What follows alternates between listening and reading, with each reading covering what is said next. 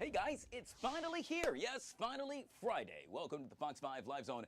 I'm your host, Guy Lambert. Thank you so much for joining us. It's the weekend. Coming up on the show today, the latest with regard to the potential for massive government layoffs. We'll break it all down for you. Hey, it's Friday, which means 2 days from now, Sunday, the Commanders are going to take to the gridiron to take on the Atlanta Falcons in the ATL. However, they may be without two-star players. And we're talking the child who perhaps is the biggest headache for both mom and dad. Stick around for that one. All that and more coming up on the Fox 5 Live Zone. But first, how about we talk weather, shall we? Enter this guy. Guy, you've always been such a tease. Oh, that's what I hear. I can't wait to learn more about which child is trouble for mom and dad. Which child are you? I'm the oldest. Okay, it's not you. Me too. Okay, good. So we're good to go. Yeah, we're the best, really. All the time. And we're Virgos, yeah. My younger brother agrees. Okay, let's do weather. Beautiful Friday. We got up with some cloud cover out there and still some sweaty moisture, but the conditions have been improving around here, and it should be a decent afternoon. Okay. You got plans tonight outside? Yeah, I'm actually attending the industry party for DC Fashion Week. Is it going to rain? Guy always says, what, tonight? Yeah. Well, that's why I'm here. I'm here to tell you well, it's going to rain. let's find out. All right. Yeah, I mean, literally while I'm here. That's a live look in Annapolis and a beautiful day. If you're asking, that is not Guy's boat. Guy has a big yacht around the corner. I wish. He's parked next to the guy that owns the Ravens. He's got a big boat in Annapolis. All right, 75 in Washington. Winds out of the northwest here at 8. It's actually going to be a really nice afternoon. That northerly wind will dry out the atmosphere, so more and more sunshine and very pleasant. About 80 later today. Guy wants to know if it's going to rain tonight for his fashion event. Uh-huh. It's not going to rain. Woohoo! Yeah, so you're in good shape. Plans later this afternoon, this evening. All systems go. Beautiful weather. Just a little on the warm side later today with highs near 80. You can see the satellite picture couldn't be quieter. So we look good this afternoon. We don't look great for the weekend. I'll show you why. It's not that it's going to rain every minute this weekend, but the front that came through last night that brought us rain showers much of the day yesterday, well, it's not too far to our south and east. And so it's going to get pushed back on top of the region tomorrow and bring us more cloud cover, more gray skies, more gloom. It'll be kind of a cool day tomorrow, low to mid-70s, and eventually some rain showers are going to move across the region tomorrow too. Okay. I think mostly in the afternoon and during the evening, but it could be a wet Saturday afternoon, especially late afternoon, early evening. And then our next focus guy, because we do all things weather here, see San Juan down there? Yep. Well, there is a blossoming storm down there that will likely become Tropical Storm Imelda sometime this weekend. And many indications are that Imelda will develop and perhaps make its way into South Carolina, somewhere along the Carolina coastline, North Carolina, South Carolina, by Tuesday or Wednesday. Wow. And if that happens, that doesn't mean we're going to get a direct landfalling hurricane here in Washington, but we could get some of the impacts from it. So Got it. Could be some rain around here next Tuesday. We'll watch for that. See, question mark, still a lot of questions. So this is a reason you have to tune into the weather every day. Yeah, it's a reason why I got to tune in to you, sir. Yes, although, no, you know what? I will be available this weekend. If you need to talk to me, just come find me. Wednesday and Thursday, I also want to advertise fantastic fall weather. Finally, low humidity, crisp mornings, afternoon high temperatures near 70, so we get something to look forward to at the end of the 7 day. All right. Would you like to leave a cell phone number so folks can reach you? Well, you can reach me on my social media, Tucker Fox 5, TikTok Tucker on TikTok. TikTok. Yeah, I'm still working on that. You don't have one yet? I don't have one yet. Oh yeah, no. Me. I haven't shared with you what happened. What happened? I exploded on TikTok. I had no followers. Now I'm up to 219. He's on a roll, ladies and gentlemen. So come find me.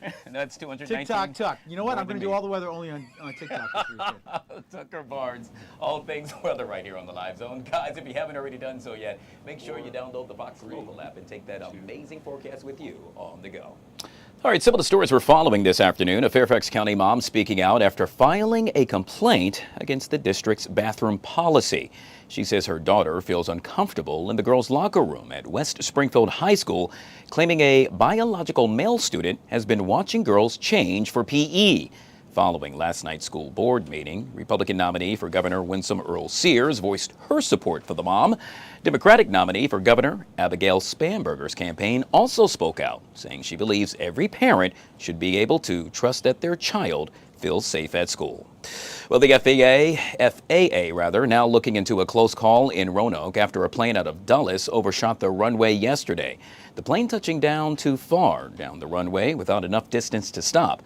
Newly released pictures from the FAA show the plane came to a halt thanks to a crushable concrete safety at the end of that runway. 50 passengers and 3 crew members were on board. All are said to be okay. Virginia State Police do not believe weather to be a factor. Police also believe that they will continue to investigate. Switching gears to politics, we begin this afternoon with former FBI Director James Comey, now indicted by a federal grand jury in Virginia for lying to Congress and obstruction of a congressional proceeding. Meanwhile, President Trump signing a memo that orders federal officials to implement the death penalty right here in the nation's capital. Joining us to discuss this and so much more is Madeline Somerville, political strategist and attorney, back here on the Live Zone. Always good to see you, Madeline. Welcome back to the show. Good to see you too, Guy. Happy Friday. Happy Friday.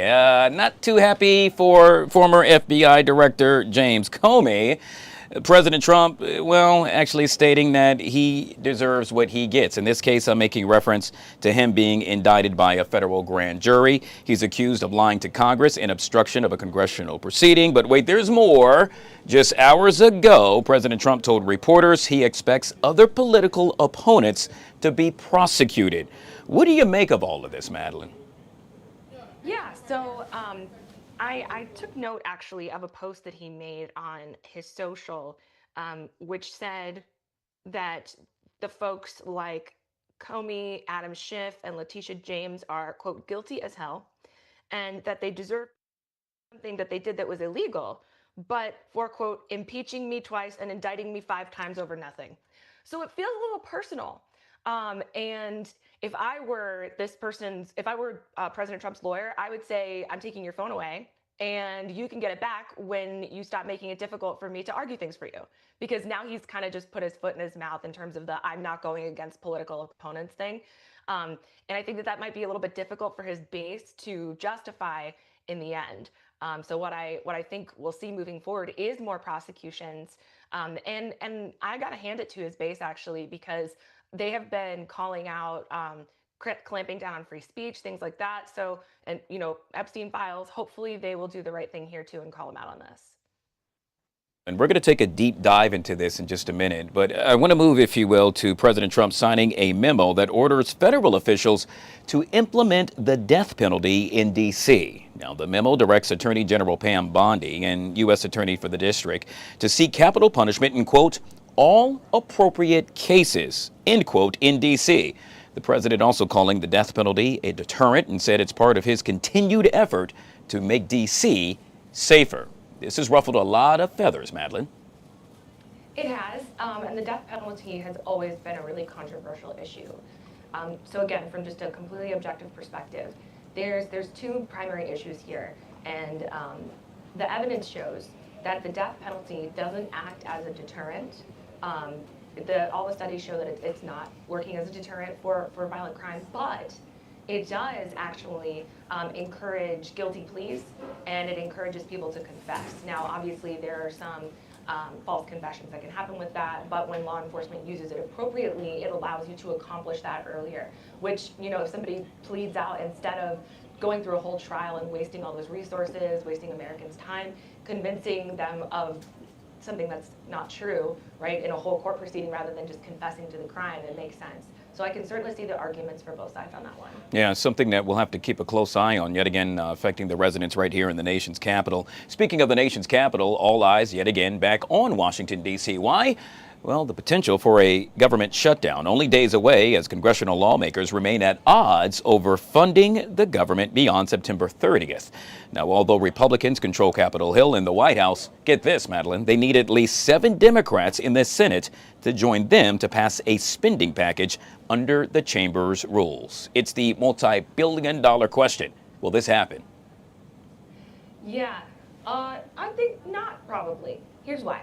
So Chuck Schumer got so much flack from the Democrats the last time that he sort of capitulated to the Republicans in signing off easily on this, right? He didn't give enough pushback.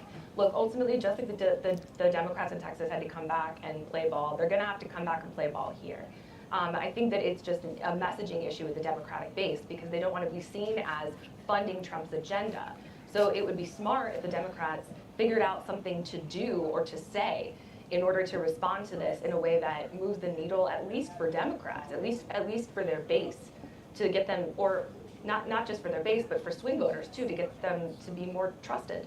I think that's a big issue. But what's funny is I got a hot take usually on everything, but when it comes to the shutdowns, I feel like this has happened like every year since I was a kid. It happens all the time. They come back together. This isn't one that worries me too much. Yeah, it's as if they sit down and all sing Kumbaya. In this case, we're hoping that happens sooner than later. Let's take it up the road, up the New Jersey Turnpike, in this case to New York City, where in an address to the UN General Assembly, Israeli Prime Minister Benjamin Netanyahu vowed to, quote, finish the job of eliminating Hamas in Gaza. Scores of delegates walked out in protest before he even began speaking. Netanyahu will meet on Monday with President Donald Trump, who has vowed to block any attempt by Israel to annex the West Bank. What do you foresee happening here? So I think it's important first to clarify, because I thought the interview that happened this past week with Macron from France was really enlightening. What he said when he was asked about the acknowledgement of a Palestinian state was, he was like, I'm not encouraging Hamas, I'm calling Hamas's bluff. I'm saying, oh, you're asking for a state, you're asking for statehood, then release the hostages. Here, we'll give it to you. Because ultimately, everyone knows that their goal isn't a Palestinian state, it's to get rid of Israel. That is their stated goal. That is the stated goal of every nation around Israel. At the same time, Israel loses all credibility in asking for help with that when they are continuing to commit human rights abuses. So it's really important to remember that everyone still wants peace, that is working on this at the UN. That's not everyone in the world wants peace, right? Sure. But most people do, and the people who are working at the UN do. So I think it's impossible to tell what's going to come next, but I certainly hope that all of this discouraging of drastic measures will be useful and will be listened to. Yet again, the Israeli Prime Minister Benjamin Netanyahu set to meet with President Trump right here in the nation's capital on Monday. We'll have extensive coverage of that on the Live Zone yet again on Monday. We'll end with this, Madeline, and that is a new effort underway to document what's in the Smithsonian museums, sparked by President Trump's threat to make major changes over what he called, well, woke ideology. 700 volunteer historians are now taking pictures on their cell phones. The project has already collected 250,000 photos. In essence, the president says he wants to change what's displayed at some of America's most popular museums to reflect more positive messages, including potentially downplaying slavery. Your response to this? Yeah, so I think that the people who are taking pictures at the Smithsonian to document things before they go away are patriots. I think they're people who are being true to the truth, and their loyalty is to the truth and not to a person or an ideology. And I think that's what it really means to be an American. So I certainly commend them for doing that. It would be one thing if Trump was just going after media companies, or if he was just sending troops in to deal with crime, or if he was just engaging in surveillance via Doge, right? It would be different if he were just doing these individual things. But when you put them all together and you look at it with, changing the history, or let's not call it changing the history, let's call it refocusing, right, onto something else to make it look more patriotic. We have seen this in history. We have seen examples of this. And each little piece that you could criticize as a Democrat or as an independent, each little piece on its own doesn't necessarily mean that we're moving in a bad direction. But I think when you take all of them together, you have to start wondering. Yeah, it's really interesting. And yet again, a lot of eyes on the Smithsonian museums as they, prove as to whether or not they will follow with regard to what the president has instructed. Yeah. I guess we'll have to wait and see. Guy, I just wanted to add one last thing. I think one thing personally that people struggle with in general is shame. And there's a lot of shame around the issues of any human rights abuse, whether it's with Israel or it's with slavery or whatever it is. But we're not going to get better by not acknowledging what happened in the past. Regardless of what shame somebody might feel, you still have to see the truth. So I just wanted to add that. Yeah, well said, Madeline. Madeline Somerville joining us right here on the Live Zone. Make it a great weekend. Always good to see you. You too, Guy. Thanks so much. All right. Well, we're going to take a deeper dive into former FBI Director James Comey, who, as you heard me state earlier, now indicted by a federal grand jury in Virginia for lying to Congress in obstruction of a congressional proceeding. The charges are in connection to testimony Comey gave during a 2020 Senate Judiciary Committee hearing on allegations President Trump colluded with Russia to win the 2016 presidential election. Meantime, Comey's indictment comes days after President Trump pressured Attorney General Pam Bondi to go after his political adversaries. Joining us now to discuss this and so much more is Mackenzie Brennan, attorney extraordinaire, back here on the Live Zone. Always good to see you, Mackenzie. It's great to be here, despite the circumstances being a little unprecedented once again. Yeah, I got to tell you, this is a really interesting. So walk us through with regard to how we got here. There were so many folks that woke up today and said, wait a minute, I don't understand. The former FBI director now indicted. Do tell, Mackenzie. Yeah, so as Madeline was saying, when we introduced this story, I think that Donald Trump's comments really destroy a lot of the plausible deniability about the intent behind this. So obviously last week on an unrelated issue, we saw him tweet likely what was intended to be a private message to Pam Bondi talking about how he wanted to prosecute some of his political enemies. We also see him at the same time as this Comey indictment going after George Soros. We saw a couple months ago he instructed the DOJ to fire Maureen Comey, likely because she's related to Comey himself. So it's clear that there's a bone to pick here. Usually in past administrations, there's been a distance that has been reinforced and pretty sacred between the DOJ and the White House itself. You know, these are not the president's lawyers. This is the executive branch's judicial department.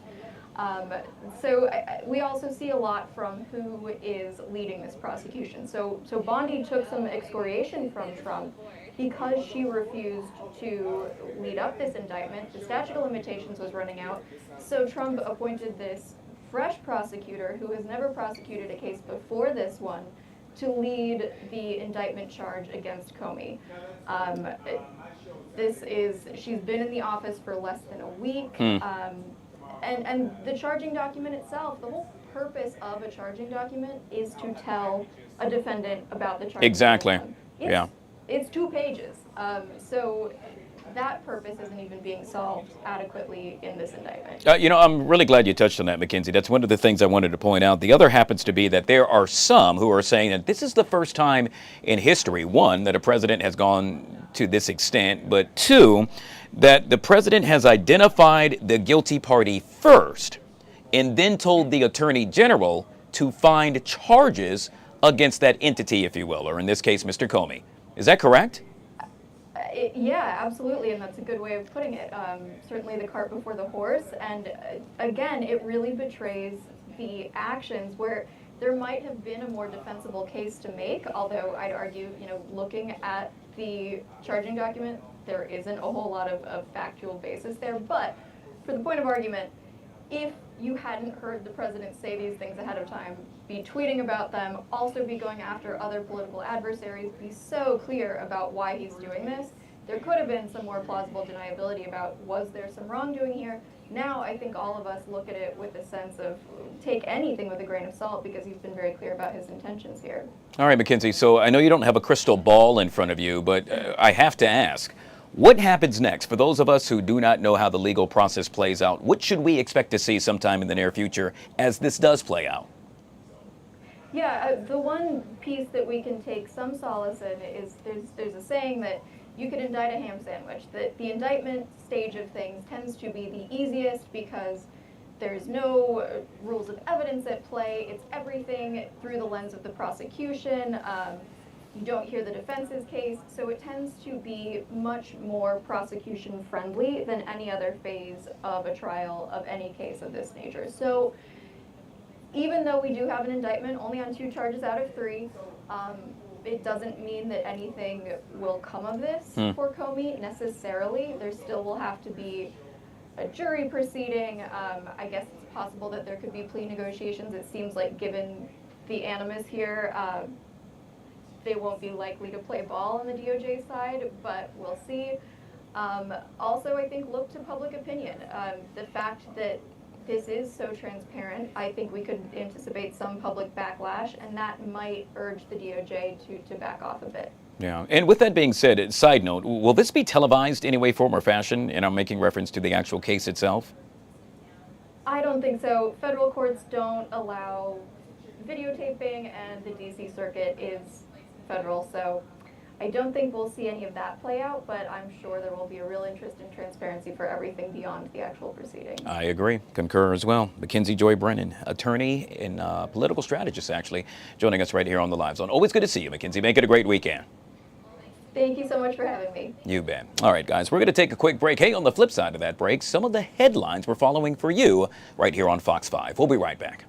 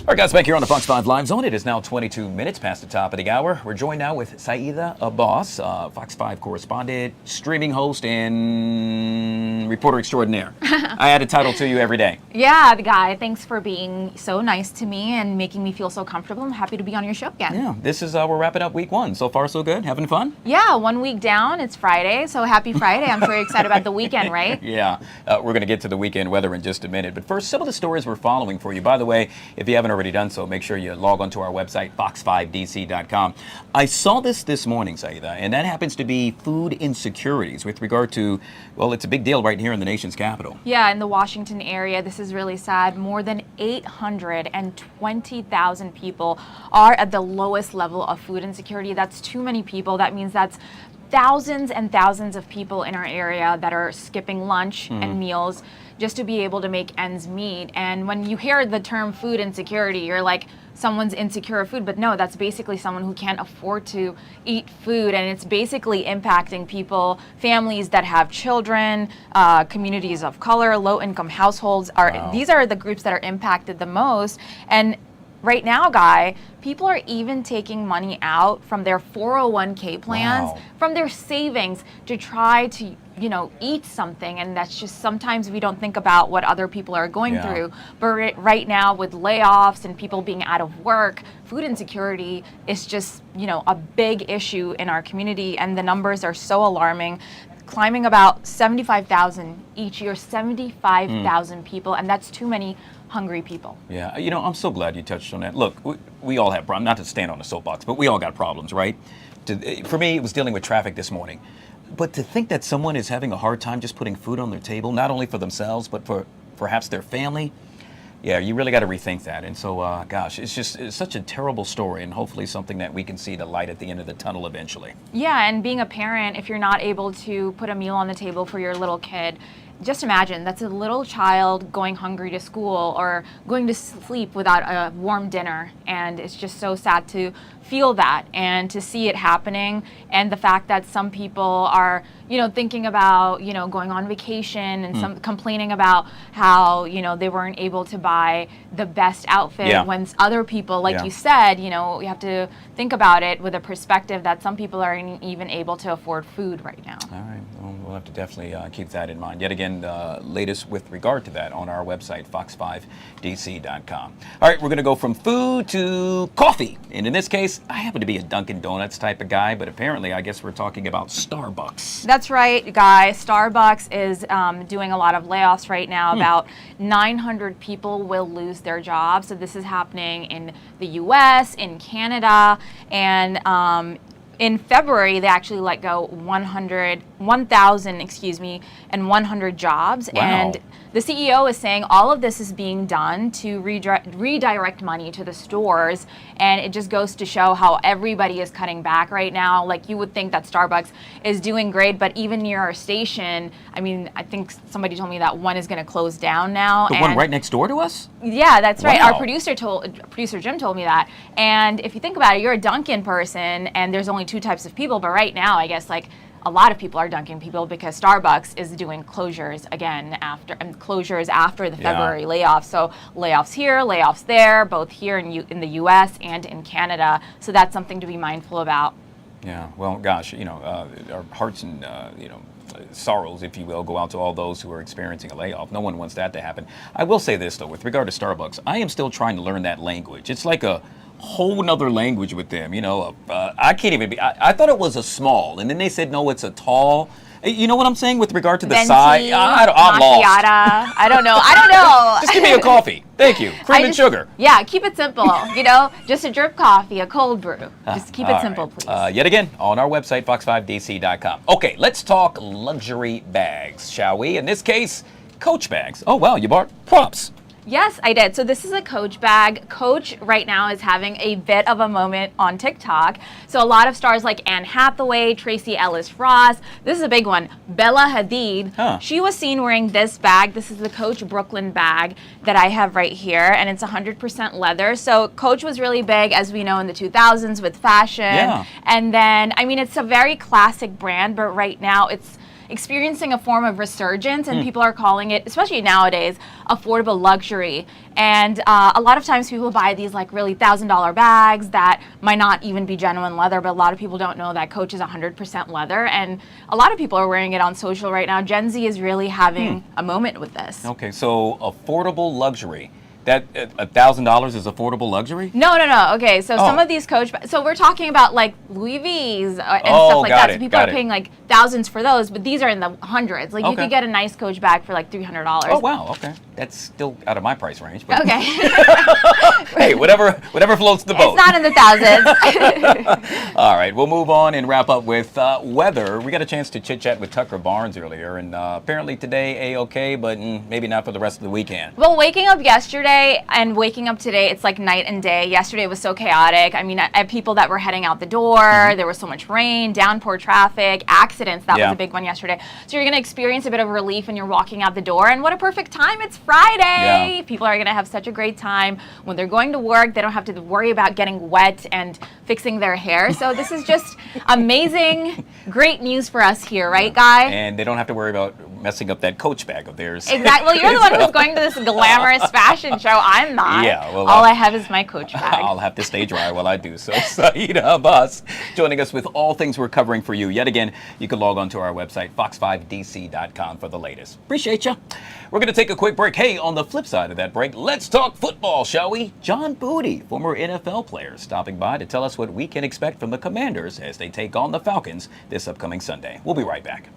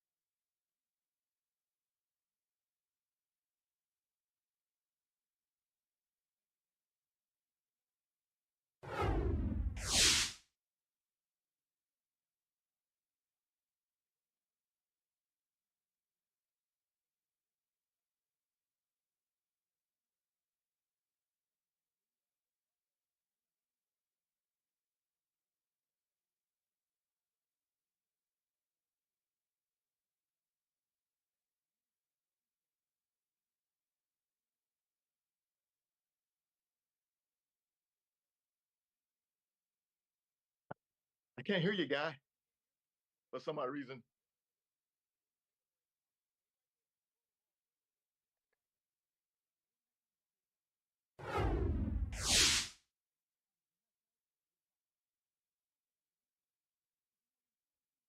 Can you hear me? Hello?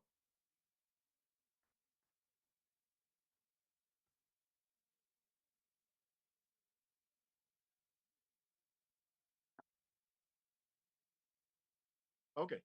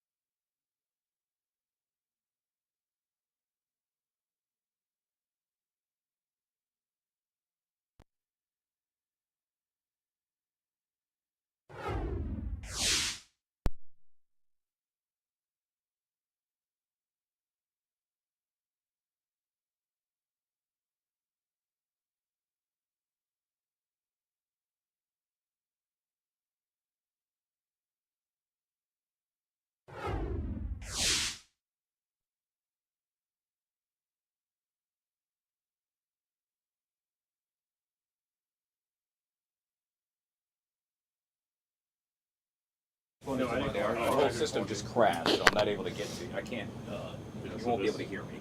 So Alright, well, I now appreciate that's you. back. We'll have you, if you're open to it, So we'll have you you're do gonna the try recap on testing Monday. stuff. Okay, thanks a lot, man. Bye-bye.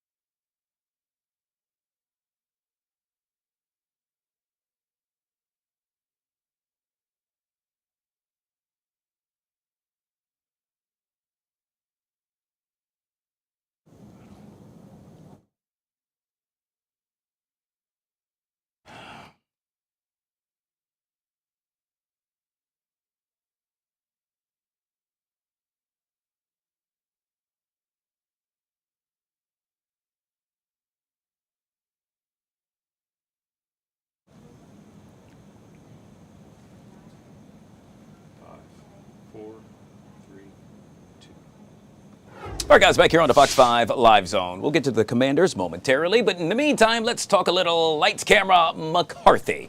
In this case, Kevin McCarthy got a chance to sit down with Leonardo DiCaprio. It's the brand new movie that everyone happens to be talking about, one battle after another. Take a look. I'm a big fan of this vision, and I've been doing a lot of research into it, and your film joins the ranks of some of the greatest movies of all time filmed in that format. To Catch a Thief, John Ford's The Searchers, Vertigo, North by Northwest, 10 Commandments, and then last night to see the film projected in VistaVision, the first film projected in that format in over 50 years.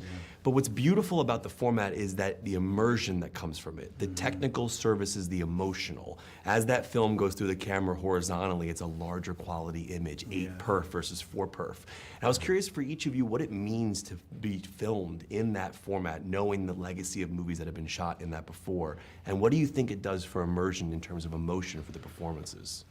Well, I guess it's something that's really hard to describe. You know, I know that, first off, you're absolutely right. Hitchcock shot a lot of these films, and there was an immersive experience that you had in those films. A lot of these cameras, you know, they didn't exist. A lot of them were put back together again. I think One-Eyed Jacks, I think there's been one other film shot in VistaVision since then, but One-Eyed Jacks was the last. Brando. Yeah, that Kubrick was supposed to direct it. Yes. Peckinpah's script. Yeah, that's right.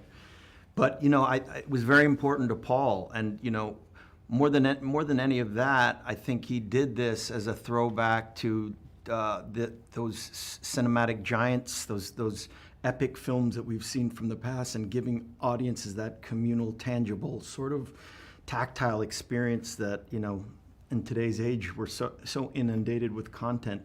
This film was really handmade, from the score, like you talked about, to the locations, the very unique locations that Paul picked for this movie, and the VistaVision cameras to give us that immersive theatrical experience. This, you know, people are always talking about wanting original content and original story ideas. This was one of them, and Paul has thought for 20 years, how do I make my grand epic and be reminiscent of those great classics that I love and grew up with? So that's how we made this movie. The score is absolutely remarkable. I think Johnny Greenwood is absolutely one of the greatest composers of all time. You both have been scored by some of the greatest composers in the history of movies. But the beauty of being an actor, generally speaking, is you don't have that score on set.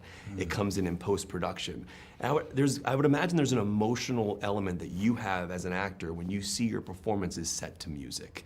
And I was just curious what that relationship is like when you finally see your movie set to a score, specifically this score, and kind of the tone that it adds. Well, it's kind of like the same thing that you're saying about the camera. You know, as an actor, you're trained not to avoid the camera. The camera doesn't exist. You don't care about the camera. But then you're glad that it was shot the way it was, and you're like amazed by the way the whole movie looks, the way your head looks, you know, on the big screen. So the same thing with the music. You know, you don't think about it, but boy, does it help. It's a character in the movie. Oh, yeah, no, it's more, it lifts everything. It lifts everything. Yeah. You know, it's incredible. It's incredible what the music does. I think the drum roll on the car chase is like, it's incredible. I don't know if I've heard a drum like that, which is, you know, you probably heard it back in movies in the 60s, maybe when they used more jazz. But it was just so like, in the heart, it was just so in the gut, you know. So when it starts, you go, oh yeah, I'm dancing to it. You know, I'm just going up and down. Yeah. There's a propulsion of tension that you feel when you hear that music too. But you know, You gotta go and see this movie in the big screen. Yeah, I want to see an IMAX 70mm. I mean, I would say that I often got to see some of the dailies for this movie on film in makeshift screening rooms that Paul would pop up on these different locations. And the advantage that we had really was hearing a lot of Greenwood's, you know, score in those dailies. He already had it? Yeah, he had 5 or 6 songs that he would just play on loop. So you got that sense of tension. But, you know, Paul's great with that. He would also just give us bits of music that, you know, as soon as I heard Steely Dan's Dirty Work, I was like, oh, that's my character, you know. He's living with the carnage of his ex-revolutionary wife that has left him, you know, sort of down and out and broken. I was like, that's my character's theme song, and that we incorporated that immediately into into the movie, and I felt it as a part of the performance. Congratulations to both of you. This has Thank been you, an brother. absolute pleasure. Thank You you. should be very proud. Great question. Definitely putting that on my to-watch list. Matter of fact, I think I'll check it out sometime later this weekend. Kevin McCarthy with yet again another great interview. All right, guys, we'll take a quick break. On the flip side of that break, how about we talk resilience, shall we? Well, we'll do it with a gentleman who, well, probably knows it better than anyone else. I'm referring to Dr. Lamel McMorris. He joins us next, right here on the Live Zone.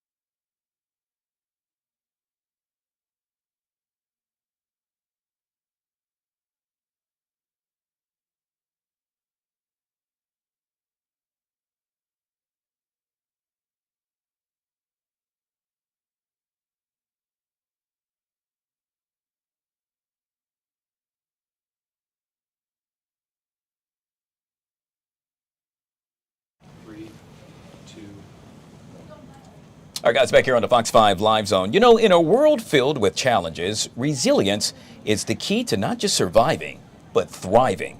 During this segment, we're going to explore the incredible power of resilience, how to bounce back from setbacks, fear, and cultivate a positive mindset. I'm pleased to say that we're joined by Dr. Lamel McMorris. He's an author, an advocate, and, well, let's just say advisor dedicated to helping leaders and organizations build resilience where it matters most. What are you looking at? His new book, The Power to Persist. He joins us right now on the Live Zone. Good to see you, my friend. Welcome to the show. Thanks for having me, Guy. Great to be here. I got to tell you, I need a lot of resilience. It's been a lot going on. It is. I'm curious, for folks that are meeting you for the first time and seeing you right here on the Fox 5 Live Zone, a brief background. How did you get to this point, sir? Oh, wow. From the south side of Chicago, gone through a lot of, in my life, ups and downs as a business leader. I've had a business here in Washington, D.C., actually Phase 2 Consulting, since 2002. And so it's from my journey of my life on the south side of Chicago, and even through powerful organizations that I've worked through here in the city, like Healthy Babies Project, Life Pieces to Masterpieces, and the young people. I've heard resilient stories. I've seen resilient journeys, and that's what led to this book. Yeah, I absolutely love this. Instead of keeping it all bottled up, if you will, you decided to give back and give back in a major way. Indeed. The other cool thing I like is you actually brought it. Yes, sir. Yes, sir. Yes, sir. So you see, it's real, guys. Yes. I really love this. And what you had an opportunity to do is really break it down with 8 simple habits to build lifelong resilience. Yes. We won't touch on all 8, but Yes. maybe 2 or 3 that really stand out to you. You know, there's no substitute for hard work. So a solid work ethic and dogged determination. And I'll tell you the one that really hits home as a kid who grew up in church, it's the last one of faith. Faith is described for many of us as the substance of things hoped for and the evidence of things not seen.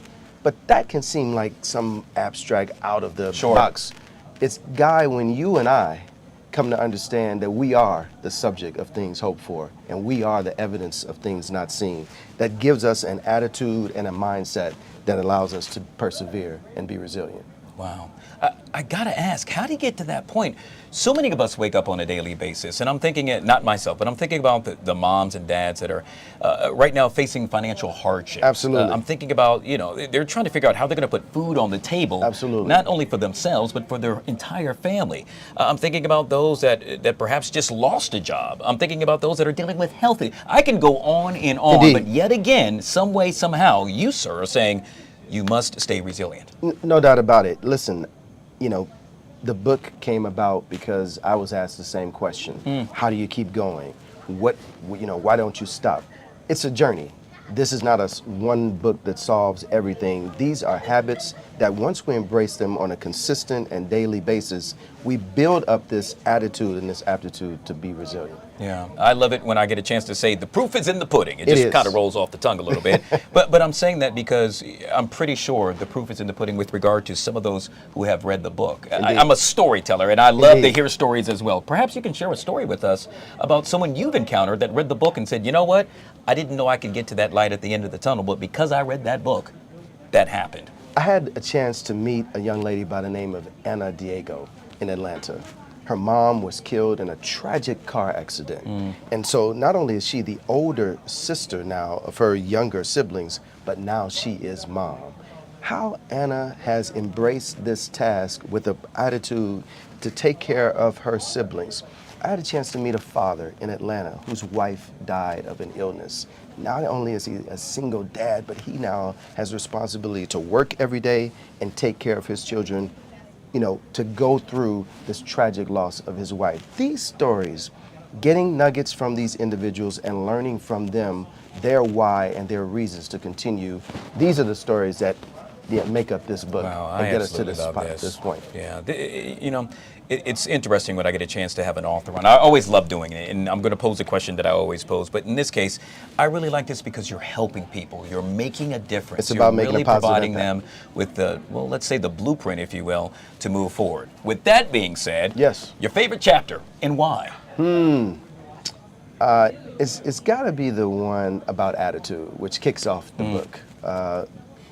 It's something with everything that you talked about, layoffs, tragedies that happen in and around our communities, political strife. It's something about having an attitude that rides through all of these issues, headwinds, and by the way, the successes. Sure. Resilience is not just about the headwinds, it's also about how do you maintain when you win as well. And attitude gets us through so much, no matter what we're going through. Well, I got to tell you, you have the right attitude, and so will you if you get a chance to pick up this book. It's entitled The Power to Persistence. To persist, rather, I apologize. Dr. Lamel J. McMorris. By the way, the foreword by the Reverend Al Sharpton. Excuse me. Indeed. That's where you got to just drop the mic and drop the book. Al Sharpton doesn't write a foreword for any and everybody. However, with you, sir, he did just that. Folks that want to pick it up, how would they go about to do so? It's available everywhere books are sold, but especially at www.lamelmcmorris.com. LAMELLMCMORRIS.com. And with that, let's say it right one more time. It's The Power to Persist with none other than Dr. McMorris. Truly a pleasure to have you on the show, sir. Thanks, Scott. I really appreciate you. All right, folks, we'll take a quick break. Hey, on the flip side of that break, she's world famous. Talking about DJ Tracy Young. She joined us earlier.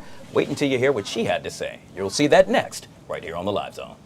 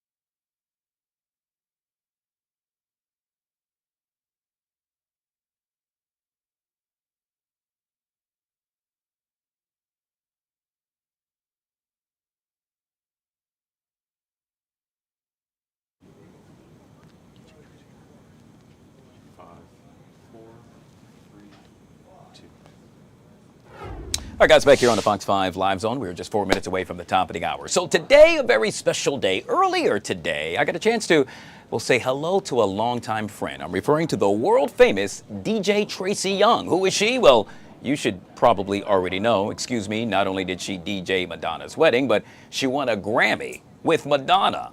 I happen to have known her for decades. Earlier on Good Day DC, we had a reunion. Take a look.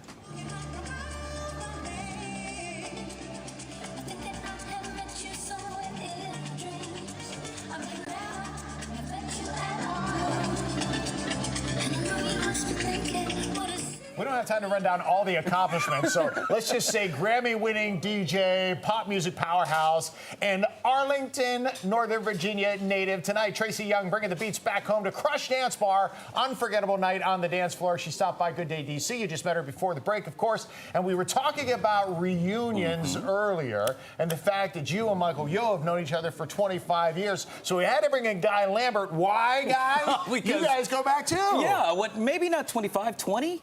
No. Is it longer than that? 30? Well, I started at WPGC in 1990. Yeah, you're when right. When did you start? Yeah, it was 95, 96, so you're right. Yeah. All right, I can't do math, but what I can do is tell that we're sitting next to a star. One of the things about DJ Tracy Young is I remember she would walk in. I was a little kid interning, and she said, Guy, you're going to make it. She always smiled when she walked in, and to know all of the trials and tribulations that you faced and to see you now, I'm just so happy for you, Tracy. Oh, you just gave me chills, Guy. So Tracy, I gotta ask Guy a question first to follow up on that, because as you watch her journey then, and you watched her continue to rise, what were you thinking the whole time seeing Tracy's star continue to shine? It's well deserved. As I stated, her personality is just truly, it exudes all things positivity. And I know that she faced a lot of adversity with regard to working in clubs. You know, a lot of the club owners, because she was a woman, said she couldn't do it. But yet she still persevered, and it just made me so happy. Well, Donnie Simpson and Albie D, and I have to give a lot of respect and love to them because they gave me opportunities that people weren't giving women back then. Yeah. So love to you, Donnie. But listen, Donnie's the king, no doubt about it. But Tracy, you took those opportunities and you made it so much more for yourself as well. Thank you. I mean, like 60 #1 like hits, and I mean, we're talking like top of the dance charts for years and years and years.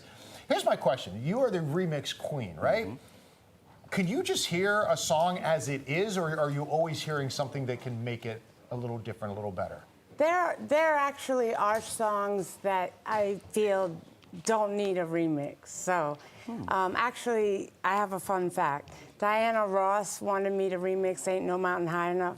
I said, no, sirree. That song's amazing in its original form. So, you know, there are times when you're not feeling the inspiration, but generally speaking, the melody's there, and I usually hear it a different way. Yes, to answer your question. Steve just touched on a very interesting point. He called you the remix queen, which you are.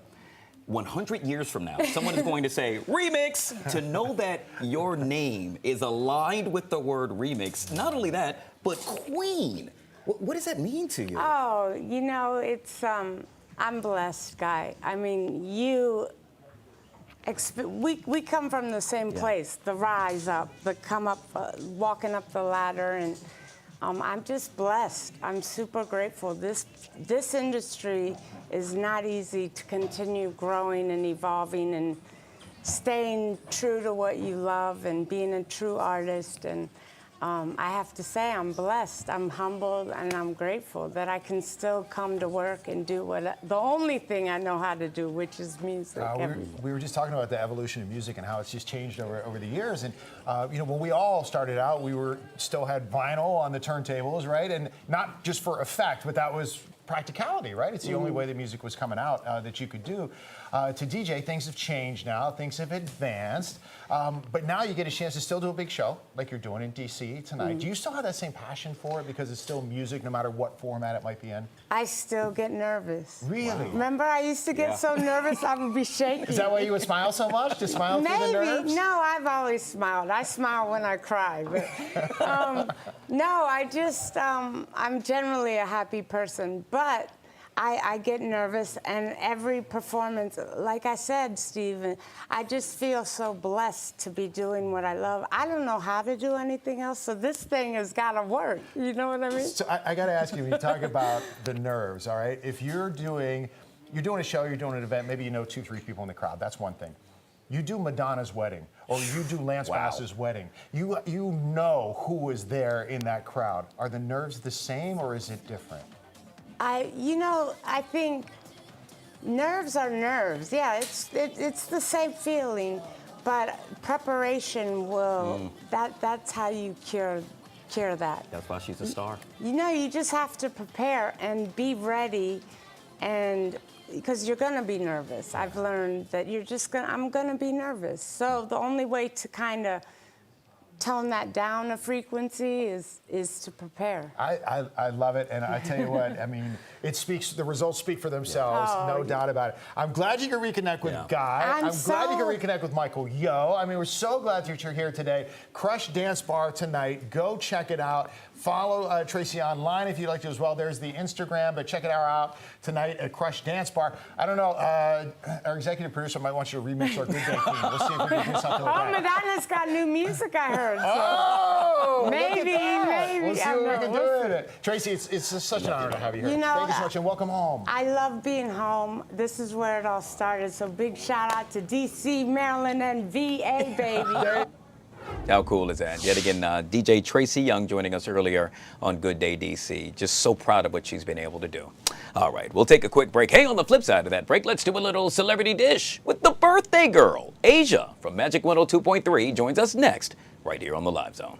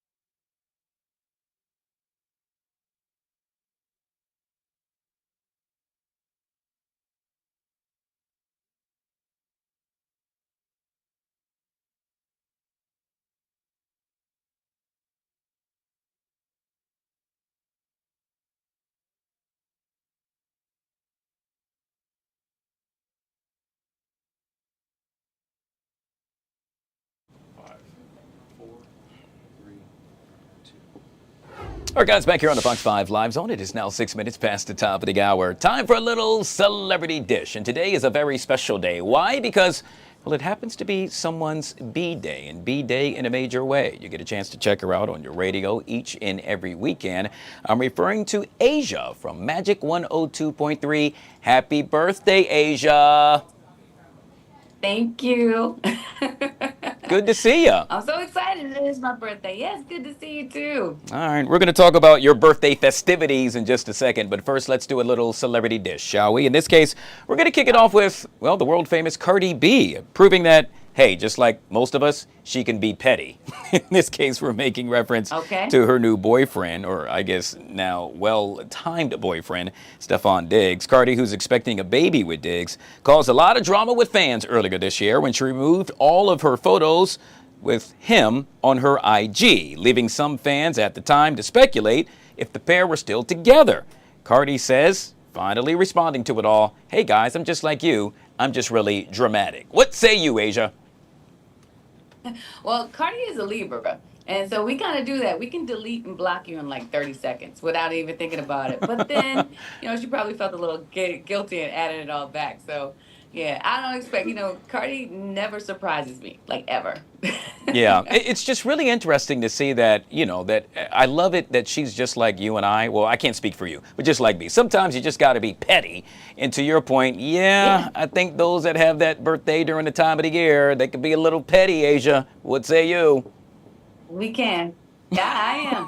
I ain't even going to hold you. I'm very. Delete and block. That is my go-to. Yeah. All right. Well, hopefully we hope that pettiness will not last as they have a healthy relationship, because now you're bringing a child into the mix. And as we all know, we don't want pettiness surrounding children. Right? Okay. Right. But I don't think it's going anywhere. All right. Well, we'll have to wait and see. It's gonna be there. Let's talk a little Kim Kardashian, shall we? That happens to be one of my faves. Not. In this case, Kim Kardashian are opening up about her lip tattoo. During a recent interview with Jimmy Kimmel, the reality star admitted that getting the ink was really against, well, everything about her. She went on to say that she still went ahead and got the tattoo because it's now in a place that it's hidden. Kim got her lip tattoo back in 2021 after making her Saturday Night Live hosting debut, but kept it a secret for 2 years. The question is, 1, would you get any tattoos? And 2, if you did, would you hide it like Kim Kardashian did, Asia? No, I don't want any tattoos. I don't have any tattoos. I don't want any ink. But I must not watch her that much because I didn't even know she had a tattoo on her lip. Like, did you see it? No, but that's what she's saying. I guess it's on the inside, But first of all, that had to hurt. I would think that, that's one of the softest places on the body. I mean, I could be wrong, but, and yeah, to her point that, she wanted to do it so no one can see it. And what you just stated, you didn't see it, I didn't see it, and for the most part, the world didn't see it. And so, I mean, whatever floats the boat. I don't have any tattoos either, not against it, but I guess for her, that's the only place that she has one for right now. For right now. I'm kind of like, what's the point? But if you like it, I love it. All right. Well, I'll tell you what. We picture. I want to see what it looks like. Yeah, that would be really interesting to get a chance to check it out, right? Let's move on to Pete Davidson. Speaking of Kim Kardashian, no pun intended, kinda. In this case, Pete Davidson speaking out about that gut-wrenching call he got from his mom, who really helped him to getting sober because he was heartbroken after hearing his mom say she worried she'd have to live through his death.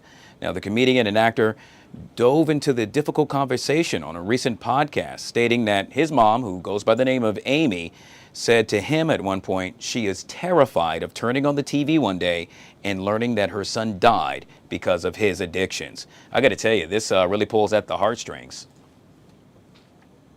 Yeah. I think that's a parent's biggest fear, right? That's one of my prayers is please, let my daughter outlive me. I think that's a normal prayer for a parent. So that must have been a scary call to receive. And a wake-up call. I'm glad that he actually listened because, sometimes you're so far gone, you don't even hear those cries. So it was nice of him to share that moment. Yeah, I agree because there's so many folks that can probably relate to him, and that is dealing with addiction. And then to, maybe it put it in perspective, although, their mom that maybe have not said that to them as of right now, but to think that, man, what if my mom said the same thing? You know, perhaps I need to try a little bit harder. Right. Yet again, I think it pulled at the heartstrings, and I think it's just real, and that's what I liked about this the most. He made it real for those of us that, well, deal with reality in a different realm than what he does on a daily basis.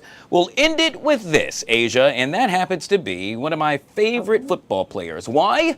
Because he attended and played at the University of Alabama. Roll Tide. That's the school that I attended. Roll Tide. In this case, I'm talking about none other than ex-NFL running back Shaun Alexander. Now, why are we bringing him up? You're like, hey, guy, I mean, this is so old ago. Well, I can tell you why. He and his wife are now expecting another child.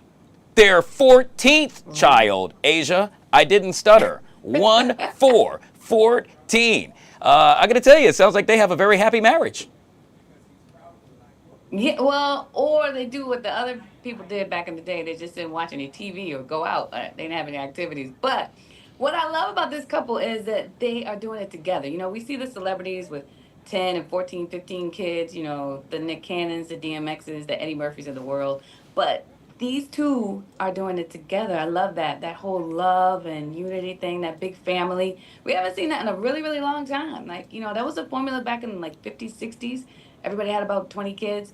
But to see like now, currently, I think it's beautiful love story. Yeah, I think it's beautiful as well. By the way, as of right now, he has 10 daughters and 3 sons. Wow, you talk about a busy household. We do not know the sex of the current bun in the oven as of yet. So I guess we'll have to continue to watch out. Asia, you're celebrating a birthday. What exactly you have going on? Yeah, I really didn't know what I was going to do on my actual birthday. Because, you know, I have a whole 30 days of September to remember. So most people were confused, like, when is your actual birthday? But it's actually today. And so I decided to do something over at the Black Cow. It's absolutely free, so if you want to come out and celebrate with me, you know, people are tired of spending 40, 50, hundreds of dollars to go out. So I said, just come out and have a good time. All my other Libras, I want you to come out and celebrate too. And even those Virgos on the cusp, just come out. We're going to just have a good time and enjoy the day. Yeah. By the way, I see on the flyer right there, it said food. That's, well, first of all, you had me at you, but then food. Oh, I'm there. Asia from Magic 102.3 celebrating a birthday and joining us right here for Celebrity Dish. Always good to see you, Asia. Happy birthday. Enjoy your weekend. You too. All right, guys. We'll take a quick break. We'll be right back.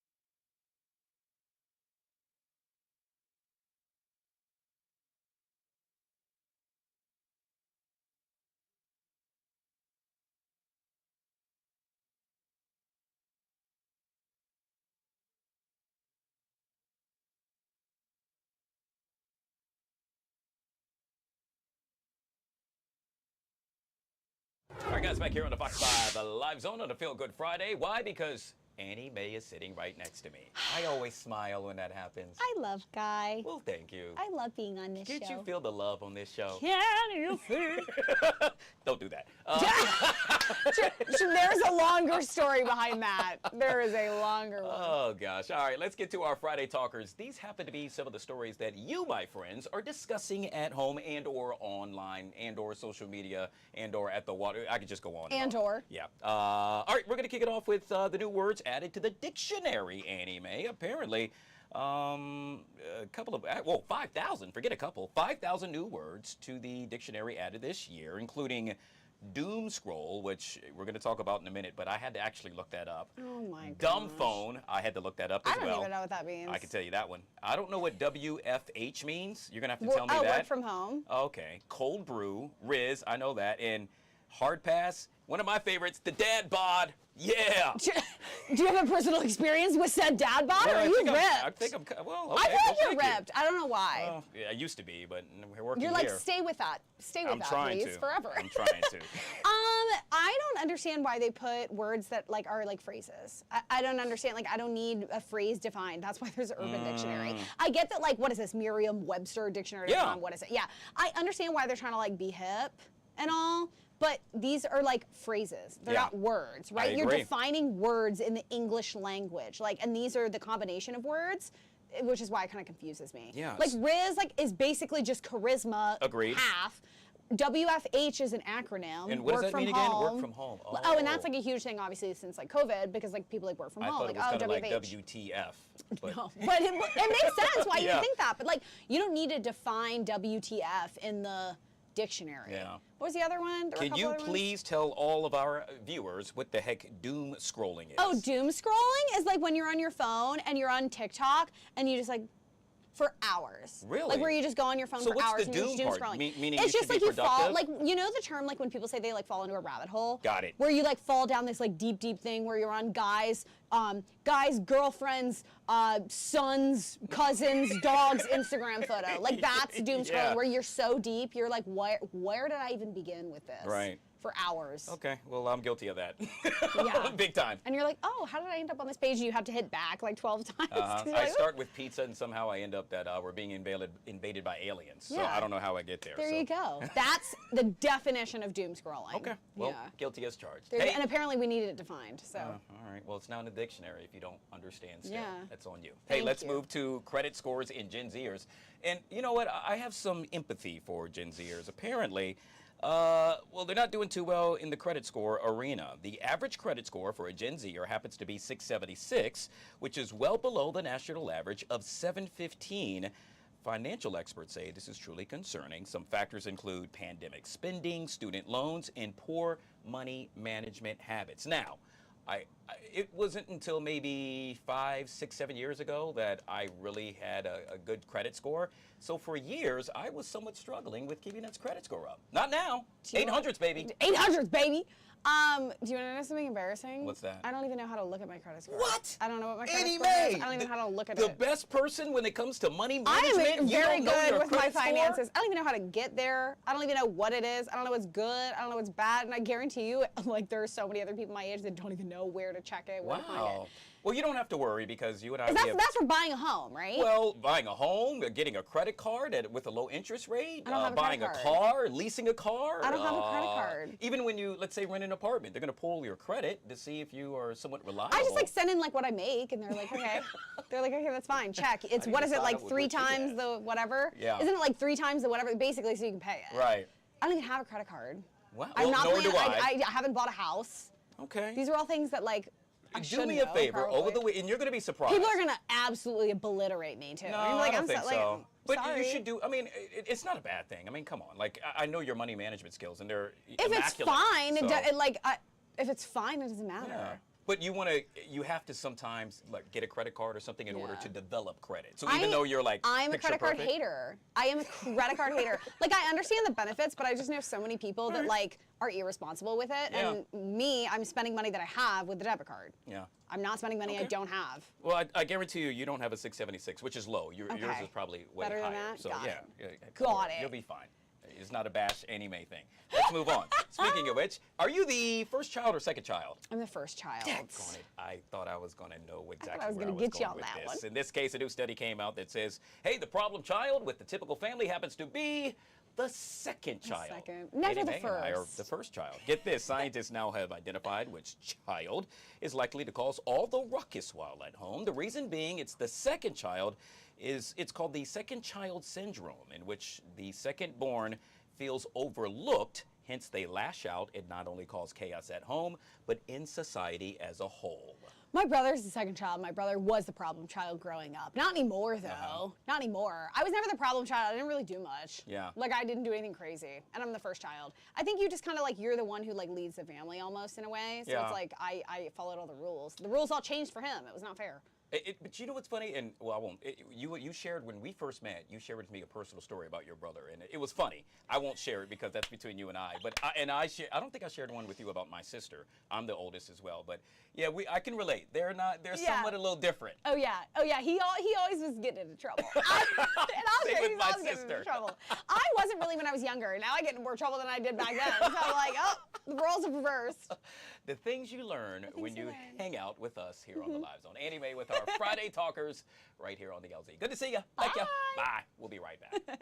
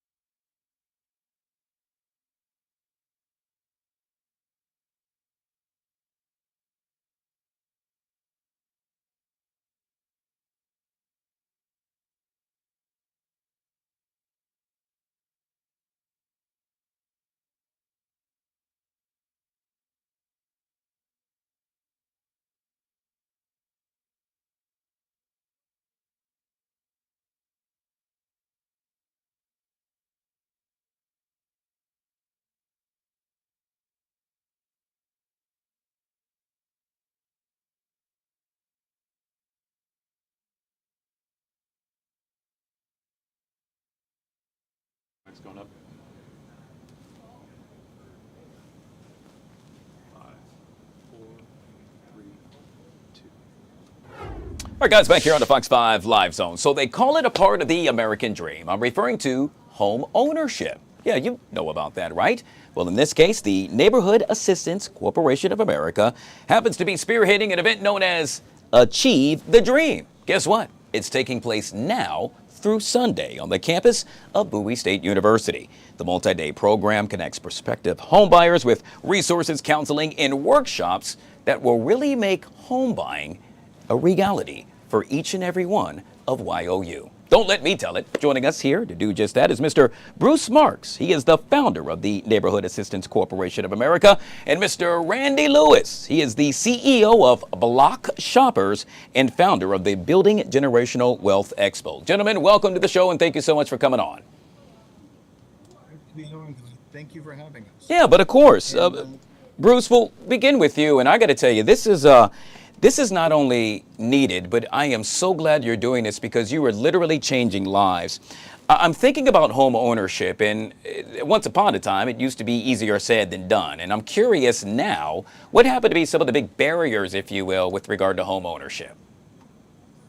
So, you know, one of the things that you're talking about in the last segment was that, people's credit score. So one of the big roadblocks for people is that people look at, that credit score, those three numbers, But those three numbers do not define somebody, God.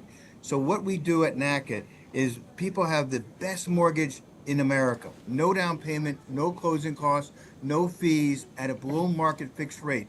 Today's rate for a 30-year fixed is 5.25%. And we never consider anyone's credit score. We look at their payment history that they control. And so, we want explanation for that. But if you can look behind me, we're doing the event now. And I don't know whether you can see it now. Oh, we can see it. It's great. Behind me, we have hundreds of home buyers who are here because they're accessing NACA's Best in America mortgage, and they're going through the 4-step process. That means that they do a home buyer workshop, step 1. Step 2 is they upload their information. Step 3 is they meet one-on-one with a NACA counselor to deal with their individual circumstances. And step 4 is they meet with a NACA underwriter, a mortgage specialist. And you heard someone right there who just got qualified for NACA's Best in America mortgage. So it's one of those things that sounds too good to be true, but we've done over 75,000 mortgages, and we have a foreclosure rate of 0.00012. Wow. So the word is out. So we say to everybody, you can have a mortgage for what you're less than you're paying in rent. So you need to come to this event at Bowie State. Bruce, the best thing about what you just said is it's the flip of winning the lottery. I typically have a 0.12% of winning. In this case, it's the flip side around. You're definitely going to get a mortgage should you deal with you guys. Hey, Randy, I want to switch to you. And yet again, you are the CEO of Block Shoppers and founder of the Building Generational Wealth Expo. You already do a lot, but there had to be something about NACA that made you say, you know what, I want to team up with these guys and gals. Do tell. Absolutely. So 10 years ago, I went through the NACA program, and it was life-changing. I wasn't making that much money out of college, and I didn't have the best credit score. I went through NACA, came to closing with no money. Below the market interest rate was 2.875. I had most of the money that I had in my account saved, and it just allowed me to really start that quest to building generational wealth. And that's what really prompted Block Shoppers about teaching people how to build wealth, and it starts with home ownership. And to date, we've helped over 100 people go through the NACA program because it's a great product and it's in all 50 states. And NACA hasn't only impacted me, but it's impacted over 100 people, millions of people. Yeah. All right, Bruce. I happen to be a renter at this point in my life, and perhaps I want to venture into the home ownership realm. There are a lot of folks, viewers right now, saying, you know what, I'm renting as well, but perhaps they are feeling the same way I do. Can it become a reality? I mean, there's just so much one has to go through, and I don't know the first thing to do and who to turn to, but perhaps that's why I need to show up at the Achieve the Dream event that's taking place right now. So look, Guy, we need to see you here later on today. We're here Saturday from 8 a.m. to after 8 p.m. and Sunday from 8 a.m. to 8 p.m.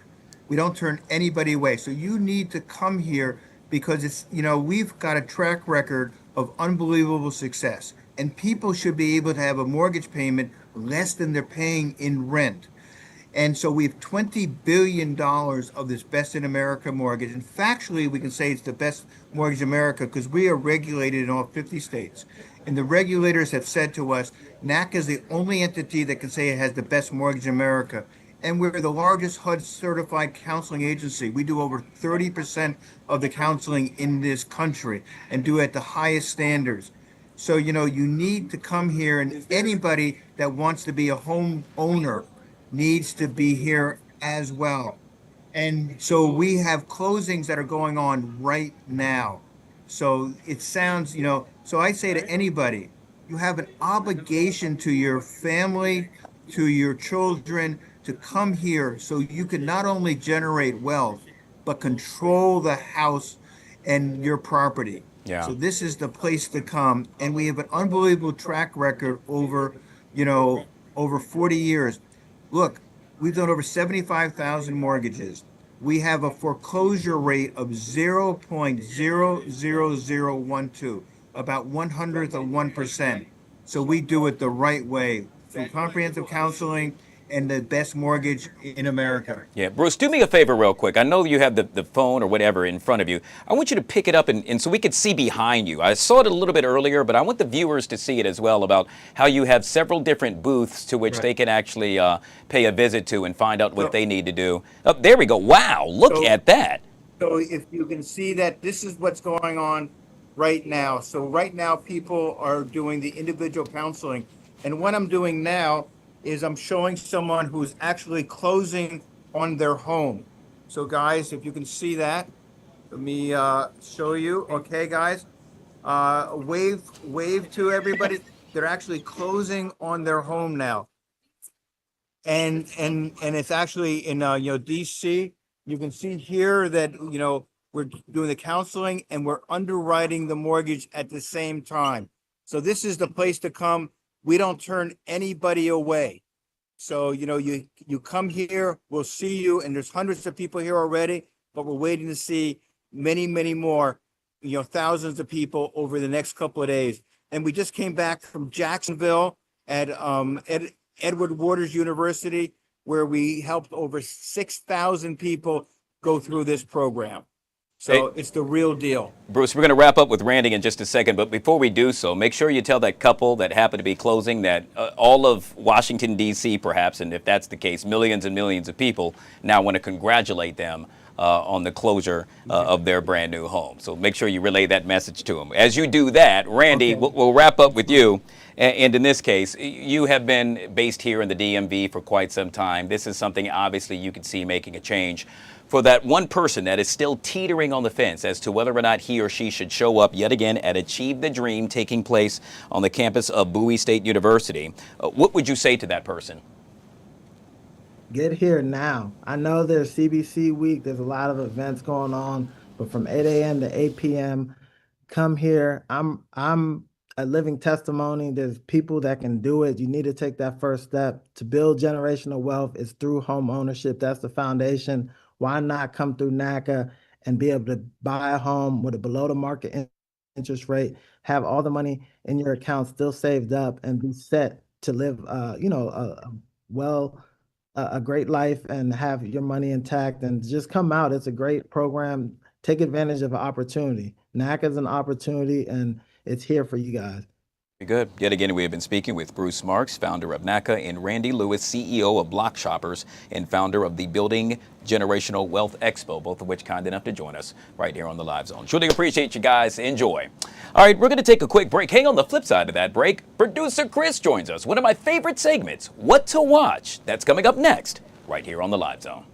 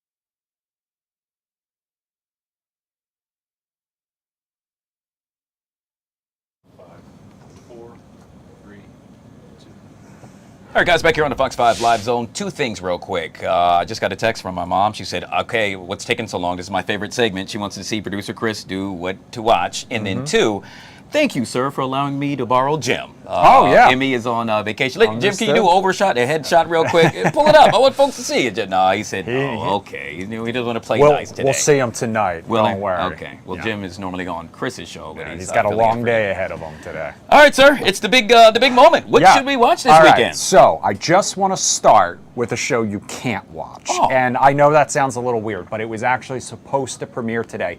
It's called The Savant, and it made some headlines this week you may have seen. It stars Jessica Chastain. Apple pulled it. She doesn't agree with it. But the reason they say they did it is that it kind of might hit a little too close to home. I think they're a little worried about backlash. This is based on a Cosmopolitan article about a real-life woman who infiltrated online extremist groups to try to stop violence, domestic terrorism. With everything that's going on around the world right now, Apple said, you know what, we're going to postpone this indefinitely. You can check out Jessica Chastain's full response on her Instagram page, but she passionately defended the idea that this show should still air. We don't know if or when it will at this point, but it was supposed to come out today. If you were looking forward to it, you will have to wait. Have we ever seen anything of the like? I can't recall. You know, there have been instances in the past where shows, you know, because of what has been happening in the headlines, something that happens in that show that might reflect that a little bit type of a thing, and unintentionally, the timing being suspect type of a thing, have been delayed in the past. The names of any ones that have done that specifically kind of escape me at this moment, but I do remember instances in the past where they have delayed things for that sort of a reason. So, guess we'll you be know, with all watching the that this headlines, weekend. exactly. But the good news is there are a lot of other options, and we're going to start off with a little international trip. Let's we do know it. Guy loves to do that. We're heading overseas to Italy. This is called Hotel Costiera. It stars Jesse Williams, who you know from Grey's Anatomy and a million other things.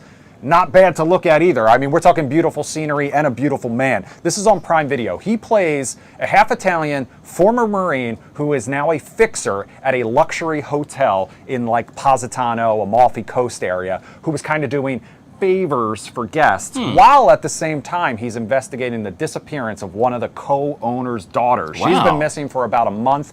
I am excited about this show for a couple of reasons. One, all the episodes dropped at once, and Prime Video doesn't usually do that. They usually make you wait months and months and months as new episodes come out. And two, Jesse Williams is one of those guys that I feel like he's been kind of typecast as a romantic lead. Yeah. He's been in a lot of like romantic dramas.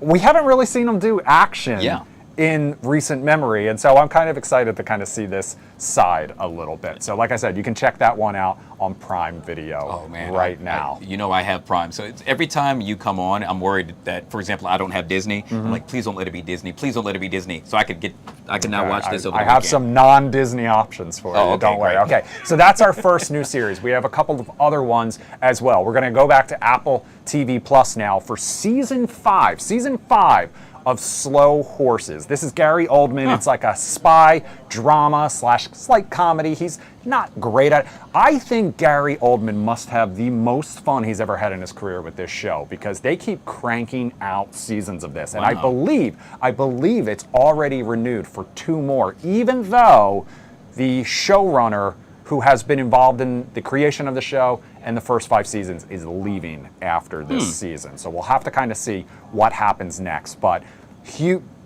critically acclaimed, people love it. My parents love it. So I know they'll be excited. The first episode is out today. Next up, we've got a show called The Lowdown. This is Ethan Hawke. It's on FX/Hulu. He's a truth historian, they say. He basically lives in a small town. He starts investigating something, gets himself caught up in some drama. This is from the creator of the also critically acclaimed Reservation Dogs that just wrapped up recently. Ethan Hawke made a cameo in the final season of that, and now he's got his own kind of series as a result. Next up, we've got Wayward. This is on Netflix. This is giving me sort of like True Detective vibes. It's police officers investigating a school for troubled children, and they start to realize there's more to the story. This one stars Toni Collette. Like I said, you can catch that one on Netflix. Also on Netflix, we have a show called House of Guinness. Ooh. And yes, it is that Guinness. This Yes. tells the story of the children of the brewery legend after he passes, and kind of how they are struggling for control of the company. If that sounds familiar, it's very Succession-esque, but with a side of Peaky Blinders. So if you're into that kind of like British, I know this is Irish, if you're kind of into that like British sense of, well, I guess Peaky Blinders was... Yeah, it's kind of, I would say so. Cillian Murphy was Irish, right? Wow. Scottish? Welsh? Irish. Thank you, Jim. All right, so those are all of your new series out now. We have 2 new movies you can stream at home as well. And the first one, you'll probably need the box of tissues. It's called All of You. This is on Apple TV Plus as well. Brett Goldstein, you know him as Roy Kent from Ted Lasso, showing off his softer side in this one. You know, he was kind of well known. He is well known. I mean, even the actor is kind of well known for being kind of gruff and a little bit of a potty mouth, I think it's safe to say. This is also Imogen Poots. They play lifelong friends, and this is kind of a sci-fi romantic drama. It's set in a world where you can take a test and it will tell you who your soulmate is. That's a good one. She wants to take the test. He does not. He wants to kind of find his the old-fashioned way. However, maybe they're meant to be together. You're going to have to wait and see and watch to find out for sure. But all of the reviews so far say it's a tearjerker. So I'll just say that. But it's a safe bet. I will probably watch it, and I will probably weep. I also love him. He's in season 2 of Shrinking. If you haven't watched it, it's a totally different character as well than what he plays in Ted Lasso, and he was phenomenal in it. That's all I'll say. The next one, a little DC tie, which I always love when I get to do this. Corey Hawkins. He's from right here in Washington, D.C., went to Duke Ellington. This one is called The Man in My Basement. This one is on Hulu or Disney Plus, depending on what you have. Corey Hawkins and Willem Dafoe. Corey Hawkins plays a guy. He's kind of down on his luck. This is set in a historically black neighborhood in, Sag Harbor, New York. Okay. He's about to lose the house that has been in his family for years. Needs to pay money. Willem Dafoe shows up. He's kind of a mysterious businessman, offers him money to cover what he needs to pay for this house to let him rent out his basement. However, it's Willem Dafoe. The guy's creepy. He's creepy in everything. He's creepy even when he's being funny. I love him, but he's creepy. So you can kind of see. This one's a little bit more on the thriller slash horror side. So you can catch that one, like I said, streaming on Hulu slash Disney Plus. All right. So, you know, typically on Mondays I'll go check out a movie or so, and you actually made mention of a movie, 2 or 3 weeks ago, The Long Walk, I got a based on a chance to see Stephen it. King novel. Yes, you It did. was very good. Didn't like the ending. Yeah, but the ending, very a lot good. of people have criticized. They're not necessarily sticking the landing on that one. But Well, I only if saw you it because you made mention of it, and it was good. I did make obviously, the big new release in theaters this weekend is One Battle at a Time, Paul Thomas Anderson, Leonardo DiCaprio. I think there are a couple of other new movies. But if you didn't see the Fantastic Four in theaters, it made its video on demand debut this week. Okay. So you still have to pay. I don't believe it's on Disney Plus yet, but it is now streaming at home. Good stuff. Real quick, you have a special guest tonight on Do You Like It or Not? I do. I have another Lion Zoom Room regular, Chad Raymond. You know him. He's Jumpin' Jack Chad on Instagram. He's a trainer over at Crunch. He and his girlfriend Laura are frequent Lion Zoom Room guests. Sometimes she's weighing in on YouTube at the same time he's commenting. Tonight, they'll both be here live in studio. Yeah, That's the it's best one of my thing about your favorite show. things is when we can kind of make those connections and then bring them in. Yeah. And Which you could be means, next. There you go. That's why you got to watch the show and take part. All right, we'll take a quick break. Chef Huda coming up next. Oh, very nice. Yeah, right here on the Live Zone. We'll be right back.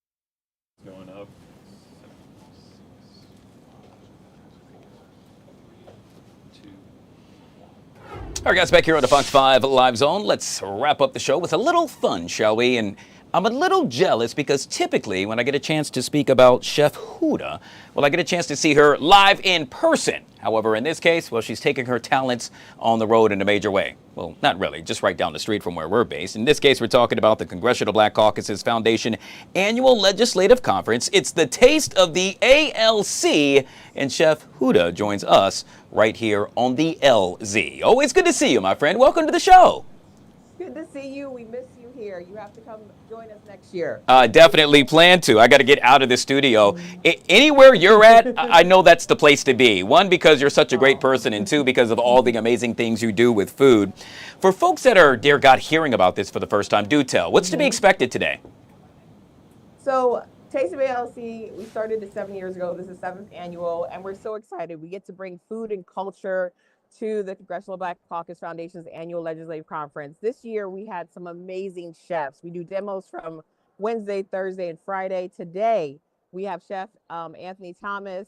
He's joining us. He's going to be doing a tuna crudité, super delicious, healthy.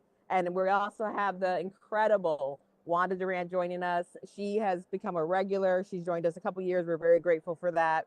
And we'll be making a Italian-inspired lasagna pasta. And that's at 3 o'clock. And at 4 o'clock, we have Dr. Heavenly from Married to Medicine. We're so excited about her because she's also running for her House of Representatives. So it's a great balance between fun, culture, and also politics, which is what this conference is all about. Yeah, well, we're big fans of Mama Durant, of course, the real MVP. Yes. She's been on this show many a times and been here at Fox 5. But Chef Huda, we might need to add an MVP to your name as well, because you happen to be one of our favorites. And with that being said, I know we're talking about what you all have going on, but I want to touch on something that's really important as well, and that is we know that within our community, well, let's just be real. I love the smothered pork chops. I love all the fried food and all the things that, well, you know, grandmama used to cook. But in actuality, it may not very well be the healthiest. What are some of the substitutes and or things that we could look at in order to keep that flavor, but at the same time prolong our lives? Absolutely. So the fun thing is, I always like to tell people that I make healthy comfort food, right? You're not giving up all the flavors you love and that are important to your culture, but you're doing it in a healthier way. So where you can include veggies, I always tell people to taste their food. Some of us just salt our food or sugar our food just because it's habit, is what our family does. So taste food. And as you do that, you'll develop your palate. You'll find that you need less salt, especially when you're using meat products and other things like dried fishes or things like that that are traditional to some cultures in our community. So it's really about making good decisions, and eating healthy isn't giving up everything you love. It's just making great decisions where you can. So make sure that you're hydrating. Make sure that you check to make sure your vitamin deficiencies are being taken care of. In the African American community, we have iron deficiencies, and we also need vitamin D3. So check with your doctor and check in with your doctor and check on you personally, and make sure that you're making great decisions wherever you can. Chef Huda, and I really want to make sure we touch on this as well, and that is what happens to be the food fad. And what do I mean by that? Well, with regard to, let's say, alcoholic beverages, I could tell you at one point, I don't know, I don't want to date myself, it happened to be Cavassier, then it was, I don't know, Patron, and then I could just go on and on. Are we in a time of a certain food fad right now? You know, I think healthy eating is having a moment. I think after COVID, everyone's really paying attention to more what they're putting in their bodies. They're making healthier decisions. There's also more vegan-friendly options in the world that taste good.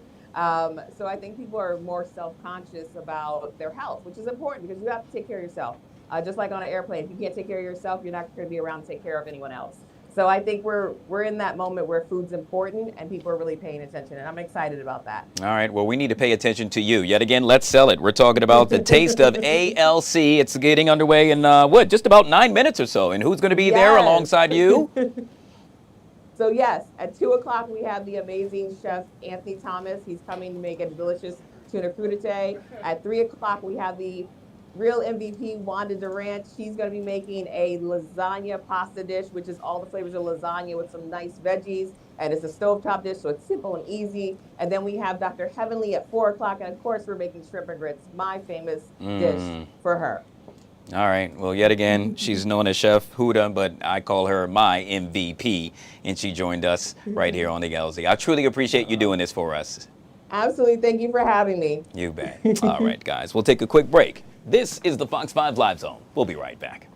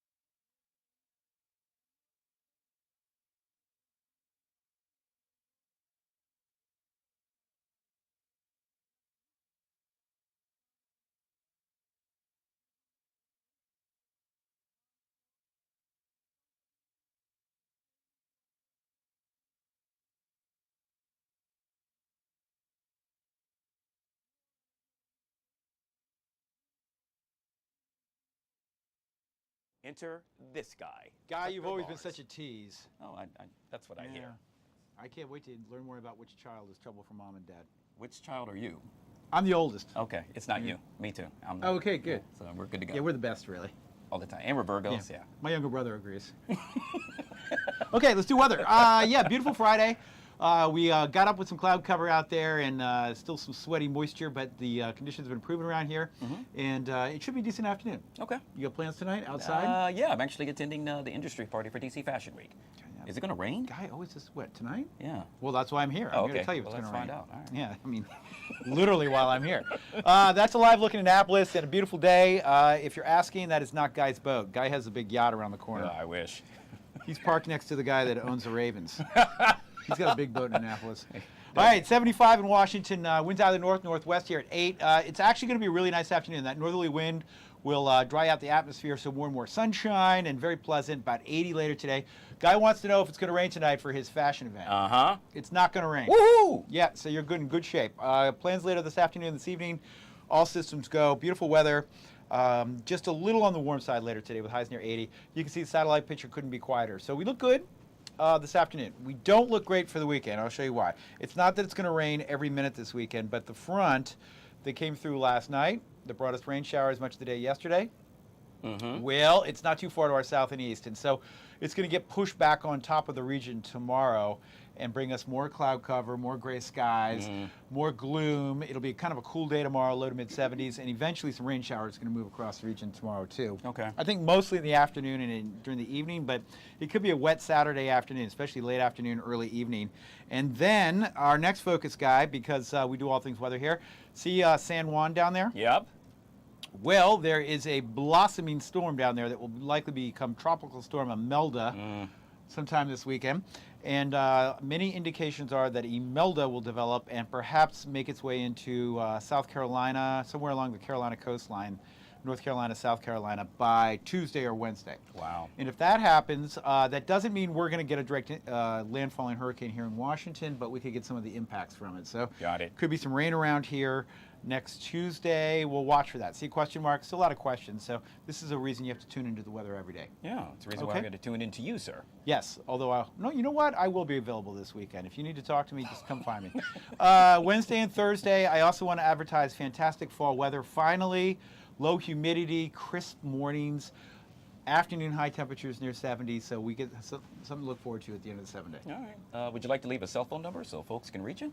Well, you can reach me on my social media, Tucker Fox 5, TikTok Tucker on TikTok. TikTok. Yeah, I'm still working on that. You don't have one yet? I don't have one yet. Oh yeah, no. Me. I haven't shared with you what happened. What happened? I exploded on TikTok. I had no followers. Now I'm up to 219. He's on a roll, ladies and gentlemen. So come find me. That's 219. TikTok Tuck. You know what? I'm going to do all the weather only on TikTok this weekend. Tucker Barnes, all things weather right here on the Live Zone. Guys, if you haven't already done so yet, make sure you download the Fox Local app and take that amazing forecast with you on the go.